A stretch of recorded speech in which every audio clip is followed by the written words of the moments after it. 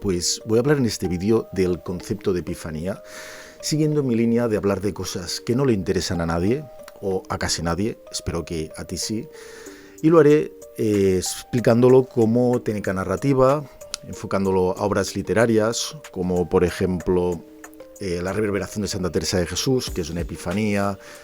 el ejemplo clásico del cuento de los muertos de James Joyce, donde también aparece una epifanía, o en películas, como por ejemplo la epifanía de Neo en Matrix, el show de Truman, Perfect Days, que es una película oriental que he visto hace poco, muy elegante, o incluso también otra peliculita muy bella, A Ghost Story, donde yo diría que también hay una epifanía, que es un concepto que explicaré a continuación y que creo que más allá de ser utilizado o poder ser utilizado como técnica narrativa, también evidentemente lo podemos aplicar a nuestra existencia. Yo explicaré algunas pequeñas epifanías sutiles que he tenido en mi vida y espero que con todo esto nos aporte para poder entender un poco una técnica literaria como sería esta, pero también aplicarlo al entendimiento de nuestra propia, sutil, pequeña y diminuta existencia. Y entonces, antes que nada, voy a definir el concepto y para hacerlo quizá podemos hacer una mirada etimológica, es decir, ver que epifanía viene del griego epifaneia, que significa manifestación o aparición. Por tanto, es algo que se manifiesta, que se revela en el mundo en que vivimos, que aparece muchas veces a partir de un detalle insignificante y que de algún modo nos revela alguna verdad universal. Nos hace comprender algo que estaba oculto. Pasamos de cierta ceguera a poder ver. Aquí un primer ejemplo de epifanía, que sería la transverberación de Santa Teresa de Jesús. Esta escritora mística escribió en uno de sus relatos que se le aparecía como una visión del Espíritu Santo con una flecha redentora llena de luz y que ella misma sentía eso de forma corporal, ¿no? Tenía el éxtasis de Santa Teresa y más allá de su percepción extática, lo que importa aquí es que aparece una revelación de esa metafísica que regía ese mundo. En este caso, la epifanía de Santa Teresa yo entiendo que es confirmadora de su propia percepción del estatus ontológico del mundo, es decir, de que ella concebía que había un Dios y de repente se le aparece, le revela que esto es así, pero lo hace a través de esta sensación casi material, corpórea, sensorial. Algo del mundo se revela en la percepción del ser. Lo que iremos viendo, las epifanías que me parecen más interesantes, que son aquellas que a partir de esa revelación comprendemos que el mundo que creíamos que era de una forma, de repente no lo es y es de otra forma, ¿no? Y hay como una especie de decaimiento de nuestra percepción metafísica de lo adyacente. En este caso también me gustaría poner unos ejemplos que hablan de esto, pero que también creo que es importante en un primer momento, mientras se oye la epifanía del gas butano por la calle, pues es importante, como decía, diferenciar entre anagnórisis, otra palabrita griega, de epifanía. La anagnórisis, que hablaré de ella en otro vídeo, es también una revelación, pero de los datos, yo diría que intradiegéticos, disculpadme estos vocablos, pero que son los datos y los hechos que suceden dentro de la historia. La típica anagnórisis de la que he hablado muchas veces de Edipo Rey, que descubre pues, la verdad de su procedencia y cuál era su destino trágico. Y ahí es donde se diferencia de la epifanía, que la epifanía, más allá de la revelación de unos hechos y unos datos, es una especie de cambio, de metamorfosis en la percepción global de la realidad. Vamos a diferenciarlo en el ejemplo de Matrix, donde el personaje de Neo tiene una anagnórisis, un descubrimiento de cuál es la realidad, lo tiene a través de la explicación de Morfeo, cuando le dice, si tomas la pastilla roja, verás cuán profunda es la madriguera del conejo, ¿no? Y le enseña que vive en un mundo virtual en el cual, pues, la verdad es que han sido subyugados por la inteligencia artificial, como a lo mejor nos pasa en verga a nosotras, y de repente está atrapado y el mundo es otro, ¿no? Ahí está la anagnórisis porque se lo explican. Pero cuando Neo tiene la epifanía real, cuando estando en ese mundo, de repente ve las líneas de código apareciendo y de repente comprende de forma sensorial, de forma material, orgánica, organoléptica, que la realidad no es la que él creía, sino que por fin puede ver la realidad real, teniendo en cuenta que eso sea la realidad, es una obra de ficción, etcétera, etcétera. Y aquí me gustaría imbricarlo con un concepto que estoy como conceptualizando yo, valga la redundancia, que es la urdimbre. Que la urdimbre, en lo que sería esta metáfora de hilvanaciones, ¿no?, de cuestiones textiles aplicadas a narrativa, como cuando hablamos de la trama, que la trama en el mundo textil es todos aquellos, no soy un experto en el mundo textil, pero son todos aquellos arabescos, situaciones, posiciones que tiene que hacer el hilo para ir creando pues el tejido. Pero esto está hecho encima de una urdimbre, que son los hilos que sostienen la base del telar. Yo esto lo concibo como perfecta para ver las leyes metafísicas que aplican a cada uno de los relatos. Otro ejemplo sería, por ejemplo, en Toda la vez en todas partes, que es casi como la parodia de Matrix, donde el marido que viene de otro universo, le cuenta a la protagonista que hay un multiverso, pero ella no ve la urdimbre hasta que ya casi al final, bueno, spoilers a tutiplén, como siempre, de repente le aparecen todos los multiversos y todas las posibilidades de ella misma. Y ahí, dentro de la revelación de esa urdimbre, de ese sostén metafísico, ella concibe que lo importante es el vínculo del amor versus la nada simbolizada en ese Beagle apocalíptico que está a punto de destruirlo todo. Me gustaría proponer, para añadirle a esta reflexión sobre el decaimiento de la realidad a través de la epifanía, ejemplos provenientes del mundo del arte. Y aquí vemos como el urinario de Duchamp, esa fontaine, ese urinario al que le puso el nombre de La Fontaine,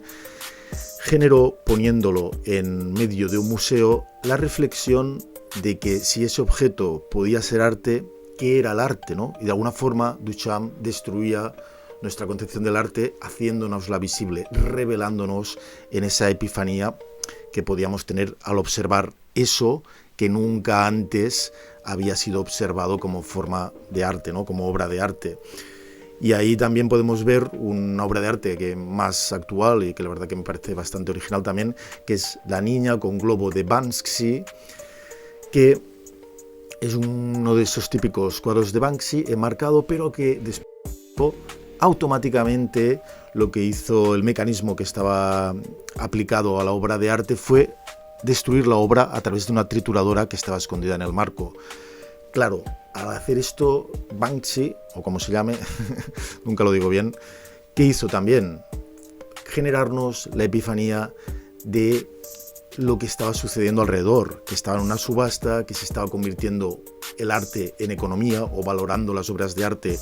a través de su valor pues pecuniario, y por tanto también generó una revelación en que no era tan importante el objeto, sino como el concepto de arte en sí. Y de hecho, también yo creo que lo que aplicó fue que la propia destrucción, como destruir una realidad, destruir una obra de arte, también era un acto creativo.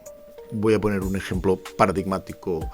de este caso de película que ejemplifica lo que sería la destrucción de la realidad y que con esto se crea alguna cosa para el personaje protagonista,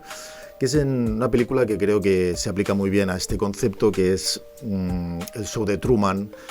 en la cual vemos ese momento de anagnórisis, de descubrimiento, en el que el personaje protagonista topa con esa pared y encuentra el muro de la realidad, el muro de su universo en el cual está atrapado. Antes ya ha tenido advertencias de esto, cuando le aparece su padre y eso no podía ser, cuando de repente cae un foco, pero en ese momento ya la revelación es total. Pero hay el momento de epifanía que no solo descubre eso, sino que él se concibe extendiendo los brazos, cual Jesucristo o lo que sea, y de repente se dirige a cámara diciendo su frase prototípica de buenos días y por si no nos vemos, buenas tardes, buenas noches y pasadlo bien o algo así, concibiendo que su vida era un show, ahora ya lo sabe y al salir por esa puerta, al traspasar el umbral de su antigua realidad, lo que hace es acceder a la epifanía, a la revelación que le ha transformado la existencia. Pasa de su mundo ordinario a su transformación también psicológica en busca de alcanzar la libertad que como ser humano pues también le era precisa a él, que hasta ese momento no era más que un esclavo de la voluntad ajena. Bueno, pues esto, consecuencias y funciones de tener esa epifanía en la literatura, y por tanto ahí nos podemos empezar a dar cuenta de también cómo la podemos aplicar en nuestras existencias. Por ejemplo, como en Blade Runner, ante el monólogo del replicante, pues también el protagonista Harrison Ford creo que tiene, al mismo tiempo que el replicante, también la epifanía de qué es ser humano y qué no, porque ante ese monólogo él tan solo puede concebir que ahí hay también, digamos, simbólicamente un alma o lo que haya, ¿no? Vemos también una epifanía más física o científica incluso, cuando el protagonista de la película Interestelar cae en el agujero negro. Spoilers infinitos, pero bueno, de esto se trata. Y en ese agujero negro entra dentro de un tesseracto y ve la urdimbre, como decía antes, del espacio-tiempo en otra visión que hacen darle cuenta de que el tiempo es quizá un universo en bloque, de que el espacio está como contumido y puede acceder a cualquier instante, ¿no? Él se convierte en un fantasma y ahí yo creo que en este caso intercede el vínculo del amor para darle sentido a esa nueva visión de lo real. En este caso, una epifanía, pongamos que positiva, si es que el amor es algo positivo. Y luego, por contraste, yo traería el cuento de Borges, El Aleph, donde pues el personaje protagonista tiene la visión del Aleph, donde también se transmuta el espacio y el tiempo en una amalgama donde todo está en un único punto. Pero el personaje, al ver las reliquias atroces de Beatrice Viterbo, que era la persona que él amaba,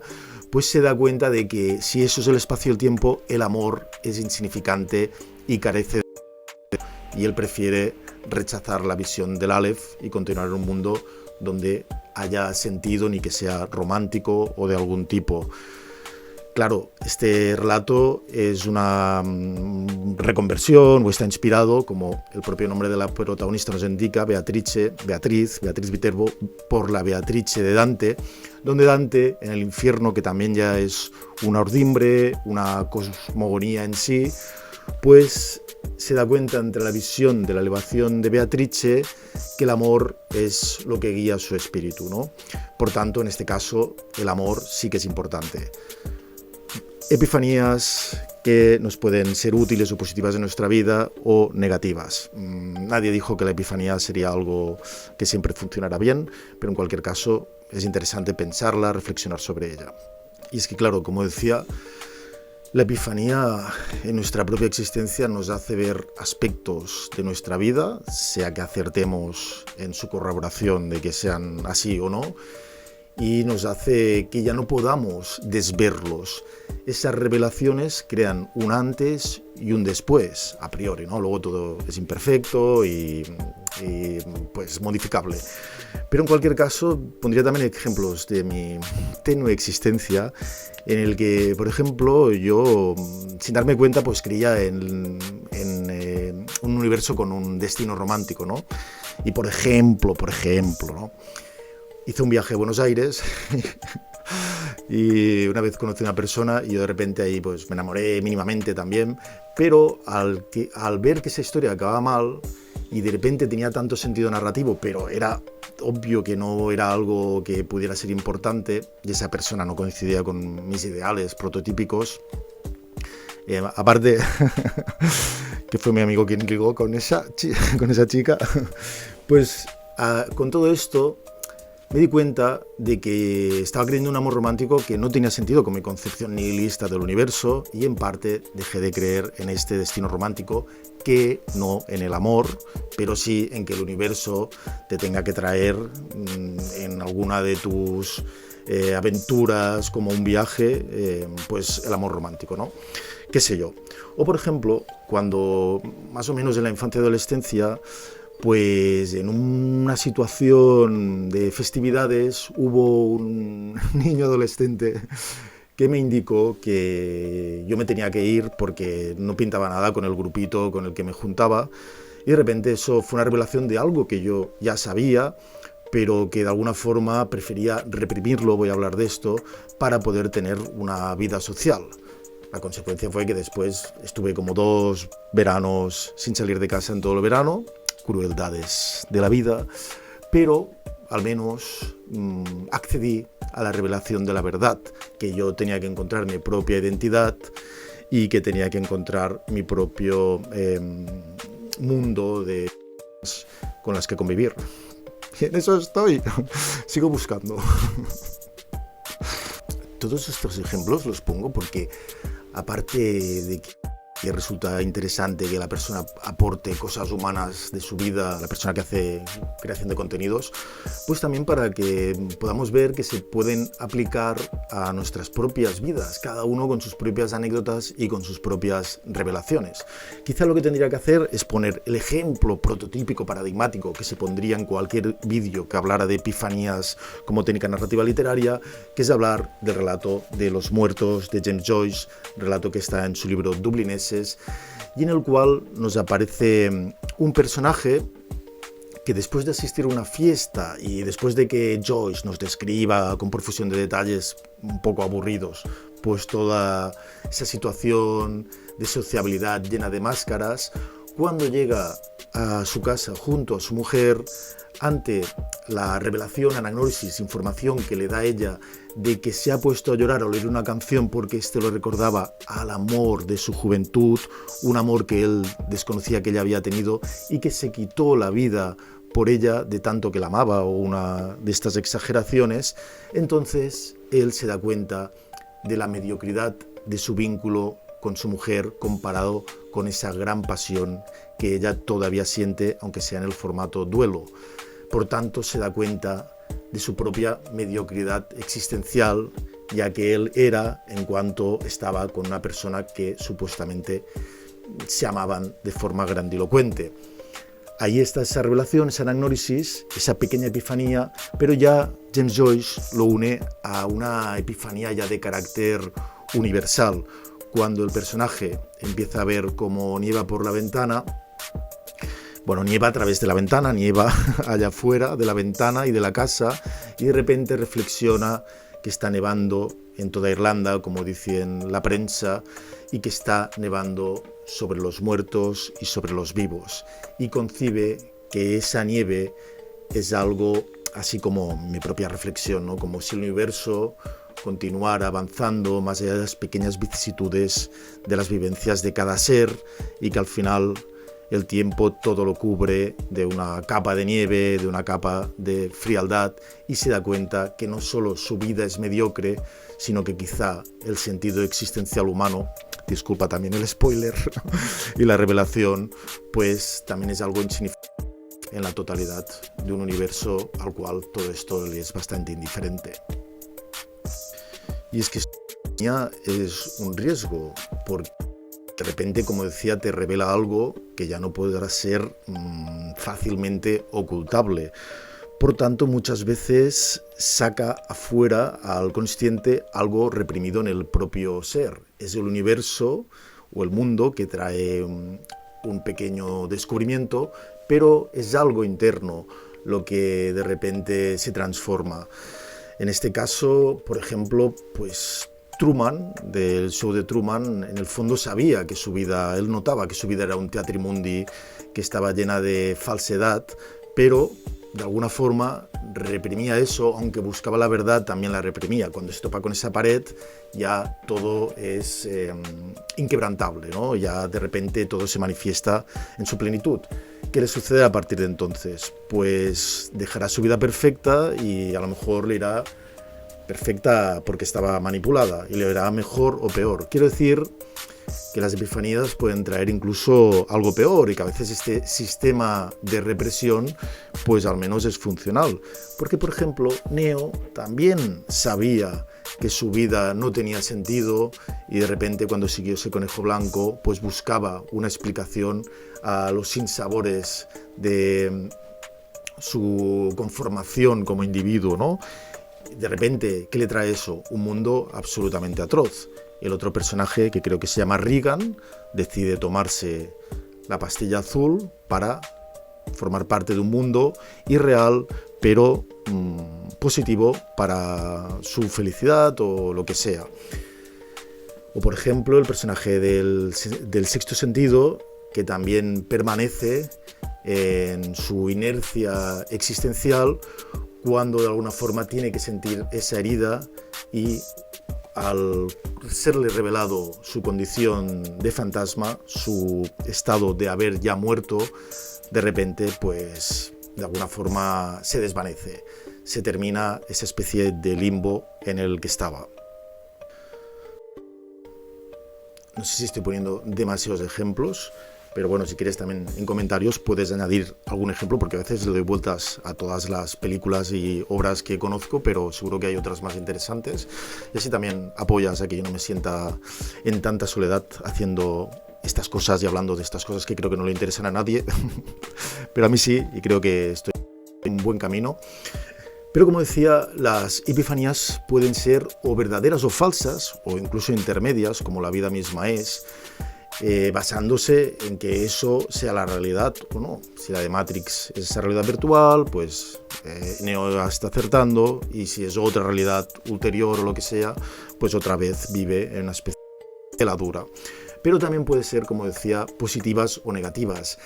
Y lo mismo, ¿no? También quién sabe qué es lo positivo y qué es lo negativo. Pero en cualquier caso voy a poner otros ejemplos y ya llego con esto a la conclusión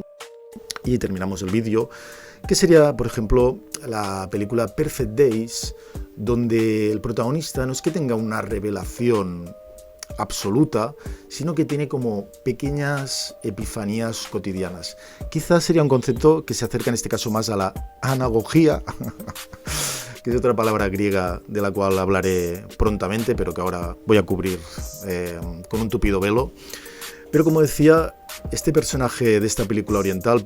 Perfect Days, vive fijándose en pequeños detalles insignificantes que le hacen trascender de su día a día, al cual dedica a limpiar baños, retretes, pero lo hace como una especie de ritual catártico, ¿no? Y él de repente se queda observando y fotografiando pequeños rayos de luz, como Orebis, que aparecen entre los árboles de los parques, y le da esa importancia a que la vida, pues esa aparición constante de la belleza en los pequeños sutiles detalles, mientras él continúa su vida, que de alguna forma puede parecer una vida pues no demasiado épica, pero prefiere valorar el mundo así. Claro, si él le da este sentido, toma esta decisión, pues sigue siendo una persona pues que tiene una vida sin amor, sin grandes pues éxitos de ningún tipo, pero él decide que esta es la vida de plenitud y por tanto, como decía, esta epifanía de valorar de esta forma lo real puede ser positiva o negativa para él o para quien sea que esté observando su devenir. Y voy a poner otro ejemplo de una película que me ha gustado mucho, bueno, seguro que la iré nombrando porque creo que es muy trascendental, que es A Ghost Story, una historia de fantasma o algo así, en la cual aparece el personaje del marido, bueno, spoilers, defenestrado, y aparece como fantasma. Ese fantasma se queda anclado,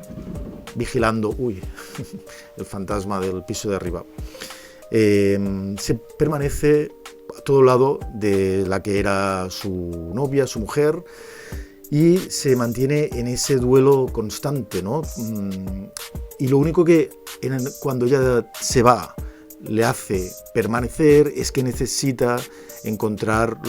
saber lo que pone dentro de un papelito que ella ha ocultado, y es un mensaje que probablemente es para él y daría sentido a su existencia. Entonces, cuando por fin el fantasma, a través de un tiempo profundo del que también hablaré, consigue acceder a la información de ese papel, esa anagnórisis le aporta pues esa información que él buscaba, pero al mismo tiempo el propio fantasma tiene la epifanía de ver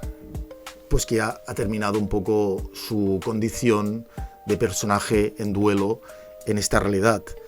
Entonces desaparece, es curioso, ¿no? La meta redundancia de que el fantasma desaparezca, pero desaparece la sábana que de alguna forma pudiera ser ese ego residual que quedaba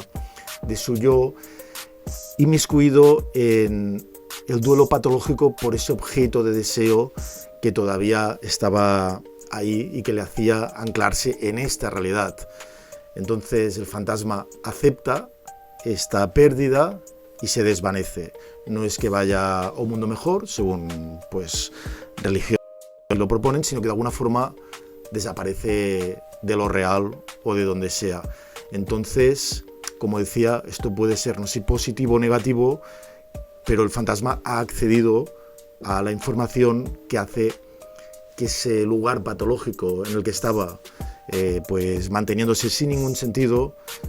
termine. No sé si terminar, desvanecerse es algo positivo o negativo, aunque tiene pinta de ser bastante negativo, así dicho en crudo, pero de alguna forma era el destino que necesitaba o que estaba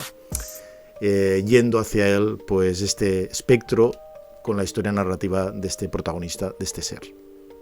Y es que la epifanía, como decía, es esta manifestación, esta revelación que aparece para mostrarnos un poco lo real, si es que acertamos en verlo, si es que la epifanía es correcta, incorrecta, como decía, y puede ser positiva o negativa. Claro, ahora existe la tentación de, más allá de observar esta técnica narrativa aplicada pues, a diferentes ejemplos, buscarla en nuestra existencia o hacer revisión de las revelaciones que hemos tenido para darle un sentido u otro a nuestra vida. Bueno, yo creo que esto es interesante, yo intento hacerlo y también animo a que lo hagas, además de animarte a que le pongas me gusta al vídeo, si es que te gusta y has llegado hasta aquí, pero también la epifanía puede ser fallida o ir hacia un lado y que al final nos reporte a otro.